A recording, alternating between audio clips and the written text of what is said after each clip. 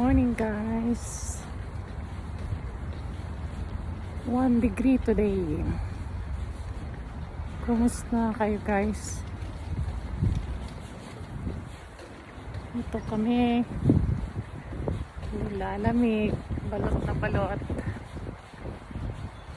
Wala pa naman guys na wala pa naman na snow. Siguro by next week pa guys yun. Ayan. It's life. Piniling tumira sa Canada, kaya magtiis lang.